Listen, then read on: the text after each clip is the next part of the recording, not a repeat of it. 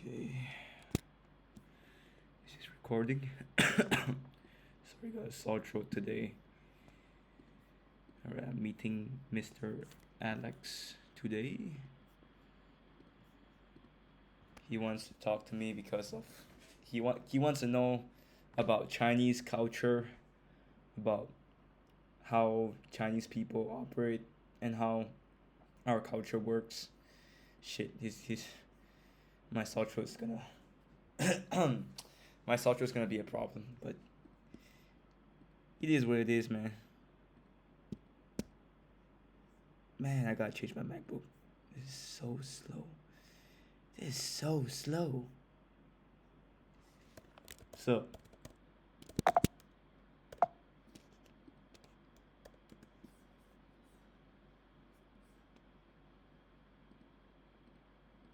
for fuck's sakes.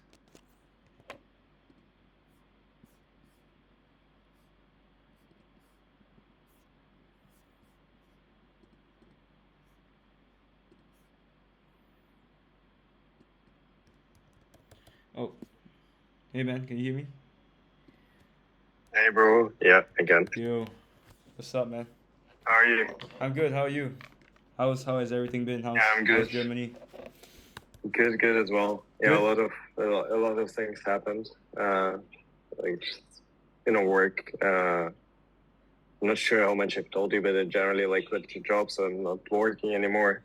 I see. Building my agency now full time. So yeah, Oh, that's it's been a good. lot. I see. You're full Yeah, time building your agency now. yeah, I see. exactly, But exactly. are you still working in Amazon? Yeah, well, I'm working with Amazon, so my agency is basically just delivering services to Amazon sellers. Oh, So basically, it's an Amazon marketing agency. I see. So Oh, yeah, that's cool. yeah. So I'm currently working on like building out the whole processes because it's obviously Mm. like a lot. Um, so yeah, and like managing the team and everything, but it's like it's a lot at once, to be honest. That's good to hear, How man. about yourself? Yeah, I'm still in real estate. Still trying to scale the real estate business. Been doing all right now, but I'm still transitioning from lower ticket items to higher ticket. So I'm trying to sell bungalows now and maybe more expensive condos because the commission is higher. Yeah, So yeah, focusing on more high ticket now. But yeah, doing all right nice, actually. nice. Yeah. Where do you have bungalows? So, like on the mountains surrounding KL, or where do you have them? I'm gonna start with like just normal bungalows near my area first. Near my houses. I'll start Okay, with okay. there. Then once I build a reputation, then we can slowly go to the higher end things. Maybe like 10 million in the KL mountains. Then yeah, but I'll start Yeah, small first. Yeah. But yeah, it's a journey. nice. It's a journey. Yeah, yes, 100%. As always in life, it's like you just one step at a time, and Yeah, at some yeah, point you'll exactly, arrive. man. One step at a time, one day at a time. You know, I'm just Yeah, focused on being nice. consistent every single day, and yeah, that's the game for me right now. Yeah, nice. Yeah.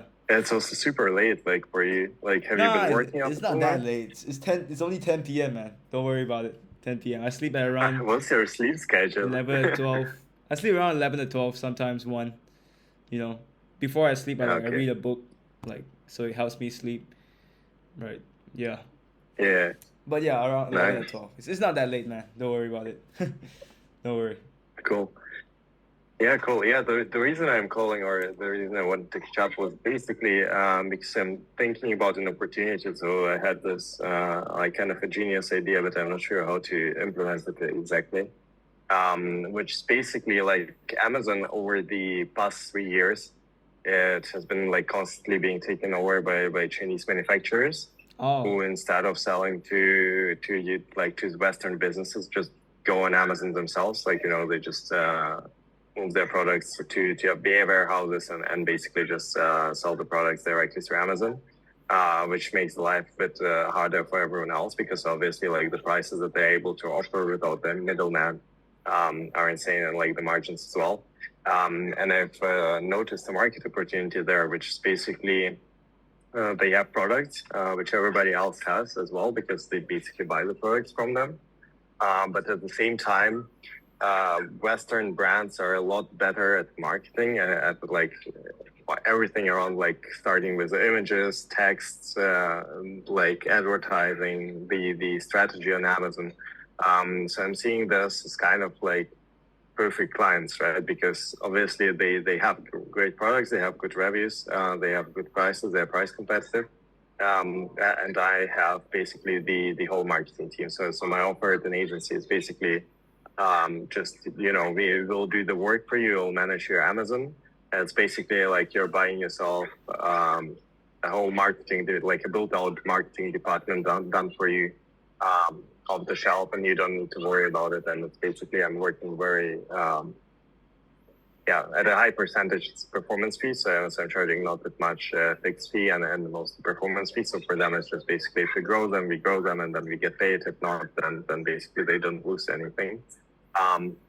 And at the same time, it kind of eliminates all the headaches about like managing Amazon, delving into the space, understanding how it works, because it's quite complex. So yeah, and that's kind of the thing that I'm trying to do, is how do I go about like the whole lead sourcing, the whole negotiations with Chinese manufacturers. Like lead sourcing is not even that much of an issue, but I just want to understand the culture of business, like what might be the expectations, who do they like to work with, would they need to build out like full Chinese department, like, just in terms of like the culture and the whole business thing, like in East Asia basically, and in China especially. I see. I see. So you're targeting like the Chinese clients in China, is it? Exactly. Yeah, that's the plan. So not for now. Like currently, I'm just working with like German and like international, like Western brands. But I mean, I see the opportunity. Like the huge player in the market, and from what I know, not many of them work with Western agencies. So there is like a huge market gap. And in terms of like the skill, knowledge, and strategy, like I'm far superior to any Chinese marketing agency. I see. I see. Oh, okay. Yeah. So, like, what do you want to know about from my perspective? Yeah, just general understanding of how the business works over there. Like, what do they expect? Do they expect, or do you think they generally would speak English? Do they prefer to have everything in Chinese? Like, how is the mentality towards generally working with Western people? I see. I see. Well, most of the people in China, they would prefer to speak Mandarin more, I would say. I mean, some of them Yeah, they know English, and I think like a lot of people there are like learning English now, but it's still pretty less compared to like the general population. So I think yeah. language barrier might be a problem there. But then I mean, if there are definitely people that prefer speaking in English as well. So I guess you just have to find them. But generally, they would prefer speaking in Mandarin to communicate in Mandarin. So yeah, I see.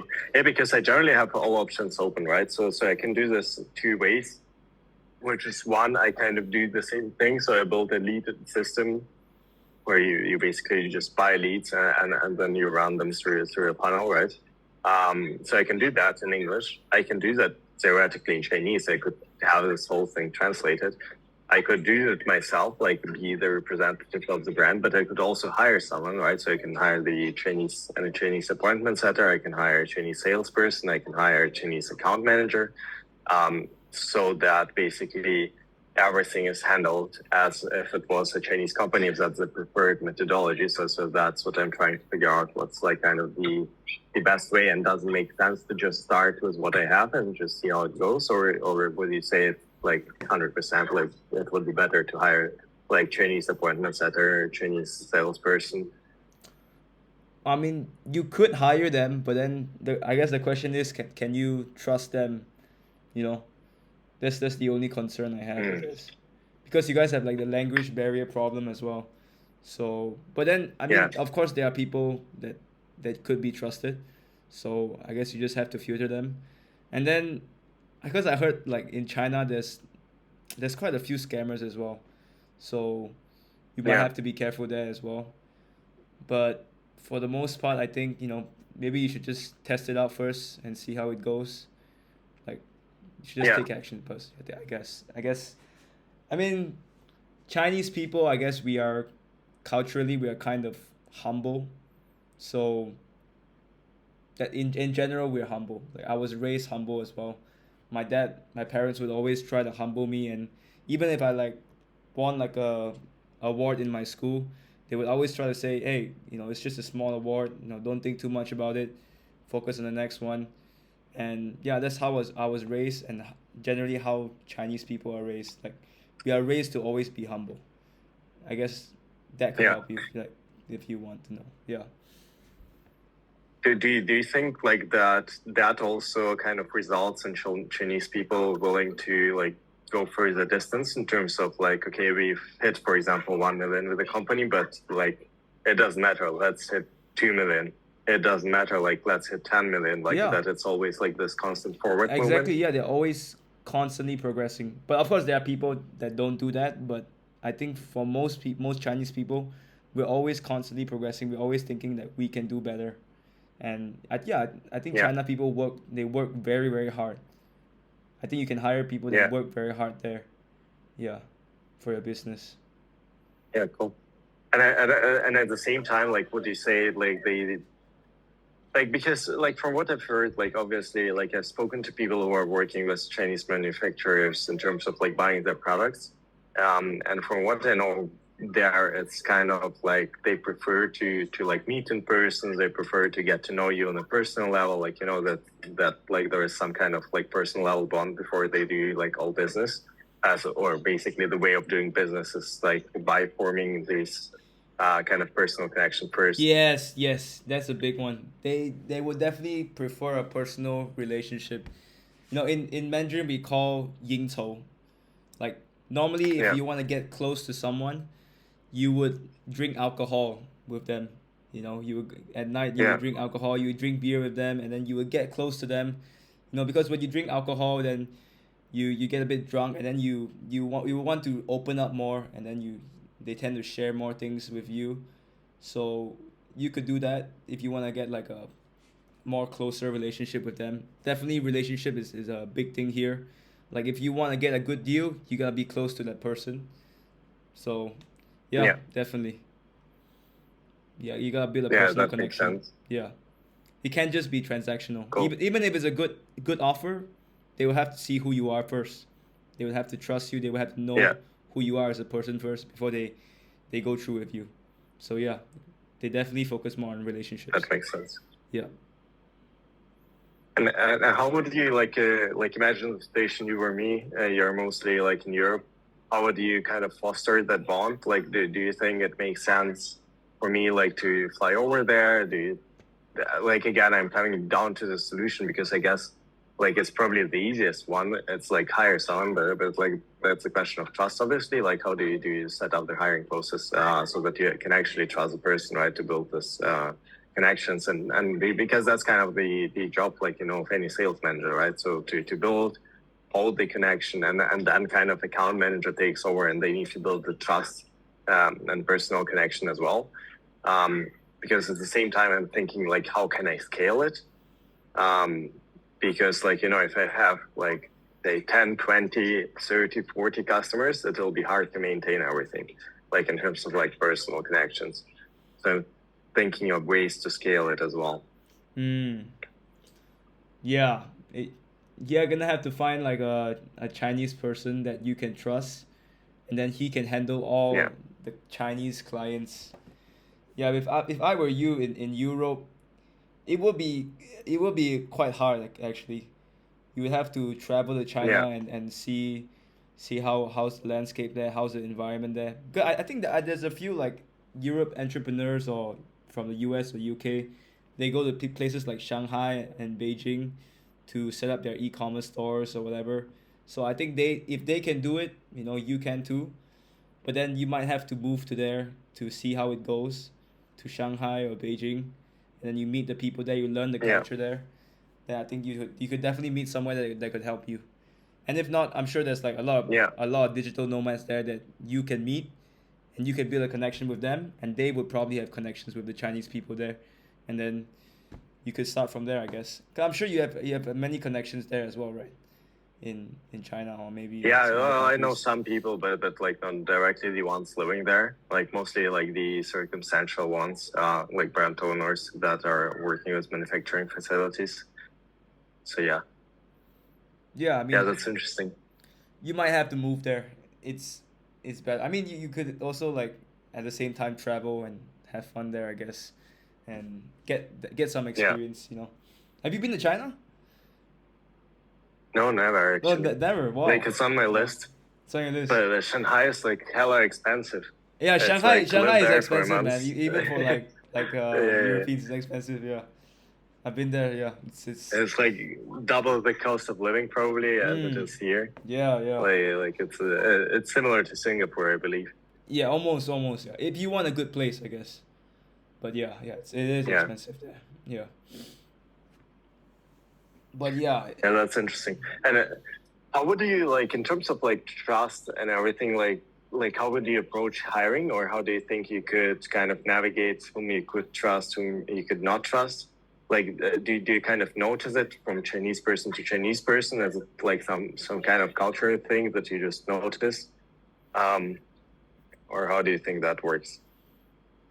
How do I know if I can trust someone? In Chinese, I think honestly you have to let them work for you first. Like I don't think there's a way to actually know you can trust someone. Maybe in the interview process, I guess that's that's a big one. But culturally, I think generally we are the same, Chinese and like Yeah, Europeans. There's not much difference in the interview process. Of course, everyone's gonna show the best part of themselves. They're not gonna show. They're not gonna tell you about their flaws. Most of them. So if there is someone that tells you about their flaws, then maybe you could trust them more. If they just share their benefits all the time, then you would know they're hiding something. You would know that they probably have something they don't want to share to you. So yeah, I guess you can see if someone shares their flaws, then oh yeah, maybe I can trust this person because they're willing to be vulnerable with you.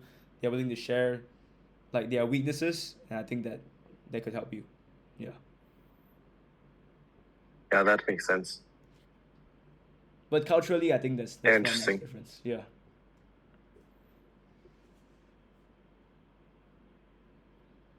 Yeah, I'm currently leaning towards the hiring process solution.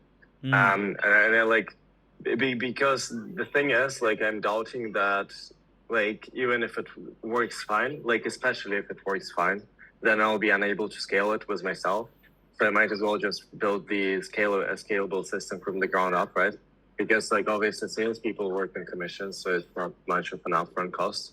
Appointment setters work in commission, and as soon as we sign a client, it's like a profitable business. So if I hire like an account manager, I can closely monitor their actions, basically, and kind of work with them, but they would be responsible for the communication, which I kind of have not really a way to track it or to monitor how good it is. But that I think like the point of trust.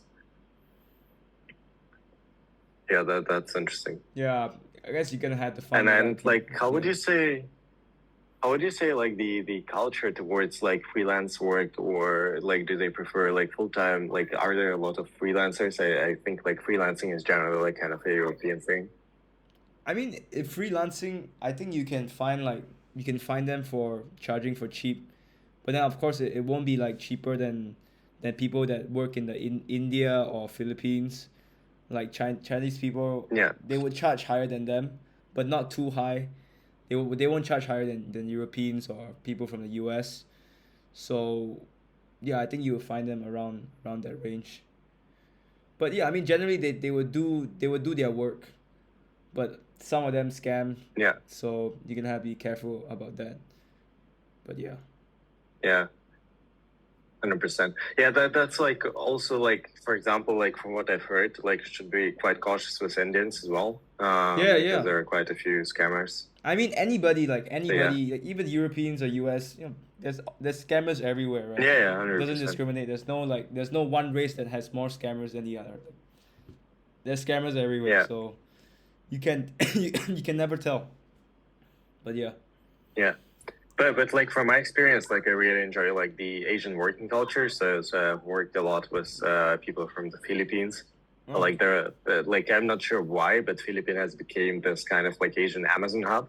There are like huge amount of like PPC managers, account managers, like people who do Amazon like with freelance work in there. Because for them it's obviously just like they're getting paid $8-9 whatever, but they're earning more than in their engineering careers after having a master, and they don't need to drive to work for like 3 hours because the traffic is super bad. So for them it's kind of like an obvious choice. Like if you have the opportunity, just do freelance work. Yeah, So because yeah, they're earning do do in do you euros, think it's right? similar Yeah. in China, like Yeah, in I terms of mean, like work culture to Philippines or something? because I mean Philippines is, I mean, it's it's not that rich of a country, I guess. So if they could earn in euros, of course they would go for to earn for euros, because the pesos is like so Yeah, small, you know. So when you convert to pesos, like earning in euros makes much more sense. They probably earn more in euros than in pesos in their country. So yeah, definitely they would choose you. But if China, now China is coming up now, so I don't know if they would choose Amazon over their jobs there, because they probably, some of them probably earn a lot in China. So you have to you have to see, I guess. But I think they would still do the work there if if they could. So I guess you're gonna have yeah, to experiment and test it out. But yeah, I think Philippines would definitely be interesting. a better option than China, I would say. But you never know, man. You never know until you test it out, right? Until you ask and Yeah, you hire someone there. 100%. Yeah, that makes sense. Like, is there anything else you would say that, like, in terms of like cultural influence, like how they would prefer the offer to be structured? Like, what are the core values that should focus on? Like, in terms of like Europe, for example, a huge part of the offer is that we free up your time, right? So instead of like as an owner managing your Amazon store and just doing this whole bullshit that kind of is not really a revenue, like revenue source. It's more like the things that you just must do to keep the account running. So it's like urgent but not important work, and there is like a lot of it. And then there is some important and urgent work. But most of the people are just kind of busy with the unimportant but urgent work. And then we kind of take that over as well, and like just give them their free time, and they can choose whether they want to invest the free time into either like having the free time, basically spending time with their family, friends, like doing whatever, they are already kind of like successful in the business. If you're doing like 1-2 million per year, like you can hand off your work, and then somebody makes sure that he manages the business not worse than you and grows it even more than like anybody would do it, right? So that's kind of like the selling point. Or they can all obviously put back the time and kind of scale the business horizontally instead of like vertically. So instead of like focusing on the same products, they would focus on finding new products, developing new products, like bringing those to the market. That is kind of well, that's the second opportunity. So what would you say would be like the sales points in China, like in terms of like values that people represent, and what would they do with this time? Like, what do they want out of such deals? What values? You mean like of such deals? What do you mean by such deals? Like, Yeah, I mean, somebody taking over their Amazon business, managing it and growing it for you, and growing it probably like very likely better than you, right? So is it like more that you structure the deal to influence emotionally the financial opportunity of the deal? Is it more that you like leverage the free time part of the deal? Because there are a lot of benefits to it, but the kind of framing that you use to sell the product will differ, I assume, because here, for example, free time is valued very highly. So if somebody can just free up half of your day and still grow your business, and it would cost you some money, it's like, yeah, yeah, whatever, dude. I Like, I mean, get my okay, time back. I think Chinese people, they value their time because they want to spend their time with the family. So you could say, oh, Mm, uh, you can free up your time to spend more time with your family, and we'll handle this business for you. I think people would spend money to to get your service. If you frame it that way, I think you could get a lot of attention there, because we really value our family a lot. Yeah. Even my dad, he's raised me since I was a child. So yeah, family is a big thing in for Chinese people. Like, even like for me, I'm 21 this year. I'm still living in my parents' house, man. I don't really plan on leaving unless there's a good reason to. I would want to see my parents grow old if I can. Like, I know people in the US, people in the European countries, like as soon as they're 18, they leave their houses, right? They live on their own, and then they don't really see their parents that much anymore. So yeah, I want to see my Yeah. parents as much as I can because I value my family. It's instilled in me since I was young. We would always have family gatherings with our cousins, for Christmas, for Chinese New Year. So family is a big thing for Chinese people. And if you frame it that way, I think, yeah, a lot of people will probably click on your ad. Sorry for the Yeah, sore makes throat, by the sense. way.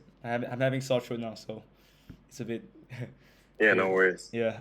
But it sounds nice. Like, it gives you kind of a deep voice. Yeah, So it's yeah, nice. yeah, a bit, yeah. Um, I hear you. So basically, I would say I should focus on two things. Like, it's more so that there are two core things that need to be focused on, like while dealing with the culture. It's like, first, to respect the um, kind of will to form personal bonds and to do business based on the personal relationship. And at the same time, in terms of time, Chinese people would really want to free up time to spend time with their families. Like, these are like two core parts from what I hear. And like the third part, obviously, be cautious with hiring as always. Kind of, yeah, do my due diligence. I think, like, because the culture is kind of like unfamiliar to me in comparison to like Philippines. I've worked with them Ah, for I see, I years. see. Europeans, obviously, I didn't know. So I kind of know how to like assess people in all these countries, but with China, it's kind of like a bad black box for me as of now. But I guess I'll just need to make my fair share of mistakes to learn. Yeah, yeah, but have you heard of like ang paos before? Ang paos, Which one? red packet. Like during Chinese New Year, like the Chinese people will give like Yeah. a ang pao to. If you're married, you will give a ang pao to the kids, to everyone else. Yeah, have you heard it before? No, No. I never heard of it. Yeah, I mean, No. you could give like you go search Yeah. ang pao, ANGPOW. So it's like a red packet where you put Yeah. money inside, Yeah. and then you would give it to like a Yeah. friend or family or anything like that. So I mean, if you want to get closer with like Chinese people or Chinese clients, you could give them an ang pao, and they'll be like, "Oh wow, this European person, he knows, kind of knows our culture here." So they would probably be Yeah. like, "Wow, this guy knows the culture here," and you probably would be more likely to do business with you, I guess. And Chinese people, they really love money. We really love money, but we don't talk about it. We don't show it that much, but we really really love money. That's why even in Malaysia, like Chinese people are usually the rich ones. Even though, like, I'm gonna Yeah. get a little bit political here. Even though like the Malays here, like, they generally have the most power here, because they got something called the Bumi Putra thing. So they have a lot of benefits that Chinese people and Indian people don't have. So they get to have like free houses or big discounts when they buy houses, and Chinese people and Indians don't have that. So Chinese people and Indian, we have to work way harder and way smarter. Not too much, but we have to work smarter and harder to get the things we want in life, to get things like money, a house, Yeah. you know. So yeah, Chinese people, even despite all that, we still like manage to build a wealth for ourselves. Like, for most Chinese people here are quite rich in Malaysia, and then sometimes I guess Indians probably not doing that well. I have to be honest, but yeah, like even despite all that, Chinese people still still get to earn a lot of money. So yeah, we love money, Yeah, and yeah, I think that's something good to keep in mind when you're talking to them. But got it. mm, Let me just make some notes. sure, sure. I'll send it to you. Uh, what else? Chinese people.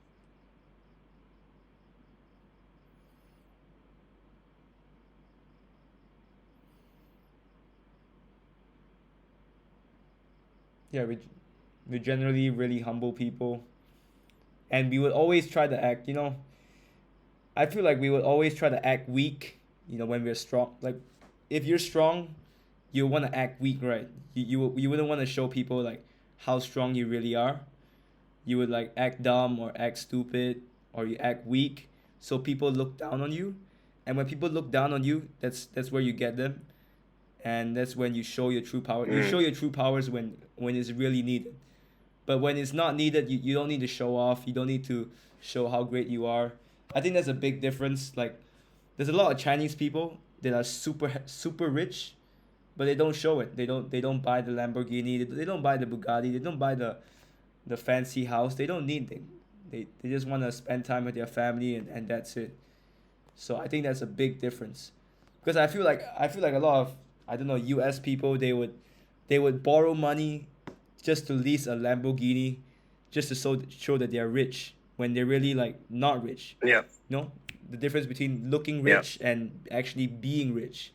So yeah, Chinese people are more 100%. focused on the being rich part than showing how rich they really are. If I showed that I had a Lamborghini, all the Chinese people in my family, they'd be like, oh, he's trying to show it that he's rich, but he's not really rich. No, the real players, the real rich Mm, people, they would know that you're just showing off, you're just flexing. You're not really rich, you yeah, know. And yeah, so we definitely more humble with money, I guess, and we won't try to show it if we have a lot of money. Yeah. So yeah, don't look down on any Chinese people. They might look that like they're poor, but they could be really really rich. So I would say don't look down on anyone, and yeah, don't look down on anyone. got it.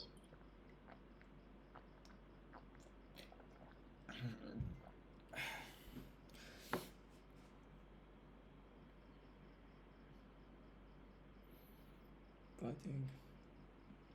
Mhm.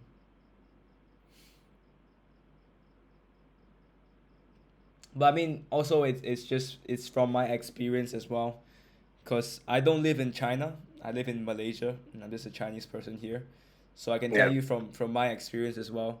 So if you know any Chinese people from China, you can ask them as well and ask about their experience, cause you're only getting my experience, my viewpoint, my perspective. But I'm sure like other people, they have different perspectives as well.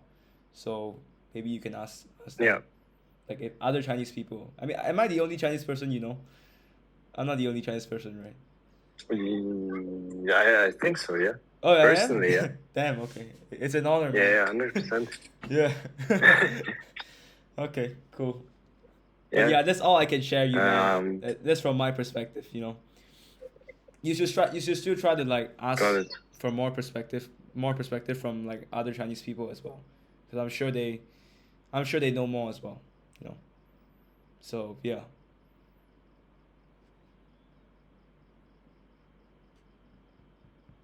but yeah, that's about it. Uh, made, made notes. Um, yeah, that makes super sense. Yeah, cool. But that already gave me quite a valuable insight. Because I didn't really know where to start with it. Like I had this, like, crazy idea to expand, but didn't know how to approach it. That's super valuable. Just you sharing some details about the culture. Like it's just just gathering this like general understanding to kind of get an idea of how to move forward. So yeah, it's super valuable. Thank you so much, bro. Yeah, no problem, man. Thank you for getting me on this call as well. And I wish you all the best with your business in China if you ever start there. And yeah, thanks for Thank having me you. in the call. Yeah, you have any questions left? Like anything else you want to Yeah, know? thanks, man. Thanks. Uh, I think that's it for now. I might reach out to you after I've tried something, I see. and I'll see how it goes. Uh, but yeah, super grateful, man. Hope you do well with the real estate business as well and grow as well. So the next time we meet up in KL, that we're both on kind of a new level. That would be great. But yeah, Yeah, definitely, super man. super nice. Yeah, I Thank you for mean, your time. how's your marathon training going? Your half marathon? Good? Fairly good, I'd say. Fairly good. Yeah, I like. I'm doing like I've never or I haven't ran now up to my full potential. It's just like but doing a chill run is now for me like at a 5:50 pace or something. So it's like more or less zone two cardio, which is insane because I started out it was like 6 minutes 30 or something. So it grew quite a bit actually, and I Yo, like 5:30 I'm is not like bad. Yeah. 5:30 is fast. yeah. Yeah. So let's see how it goes. Like interval training is still kind of hard. Like I've been doing like one training which was like 3 times 2 kilometers, like sprint pace, which is for me like 350 or something. Um, and 350 for 2 kilometers is like kind of insane. Like that was hard. Bro, Um, you hold so 350 yeah, for 2K? yeah, 3 times after one after another. Yeah, Damn, that's fast, bro. That's really good. really. Yeah, that's good. You can hold 3 times Like, 2K but for I thought 350. like yeah, no, it's like the first one is 350, the other one is like four, and the third one was 405 or something. 405. Yeah, So that's good pace. I mean, you if you keep that pace up, let's say you can do a 420 or 430, you can do a sub 140 easily. So yeah, you're on yeah, track, crazy. man. You just do the chill runs, easy runs Yeah, more, and then you add in the intervals. You'll be on your way to sub 140, 130. It's not a problem. And then your body, and yeah. honestly, Let's see how it goes. yeah, you're quite fit already. So just keep training, and then I think it'll be an easy goal for you, to be honest. After listening to that split, yeah, no problem. But yeah, man. Yeah, it's interesting because I've never done cardio before, so it's like the whole new thing for me. So I didn't know like what to expect even. But yeah, I like it, even from just feeling like I really enjoy it. It's like a lot of fun. Like it gets your head free, and like yeah, it's also like not as difficult as I thought. Like I thought I would just be dying, but I'm kind of fine most of the times. So yeah, Yeah, that's good to hear, it's man. going fairly well. You never know, man. You might be Yeah. a marathon runner next time. Maybe I'll see you in the Olympics. You never know, bro. Right. All right, Yeah, man. let's see. Yeah, Yeah, anyways, nice yeah, it man. was Thanks a really lot nice for your talking to you, time. I man. appreciate it. Yeah, I'll see you. All right. Thank you, man. Peace. Have a Thank good you. evening. Bye. Bye.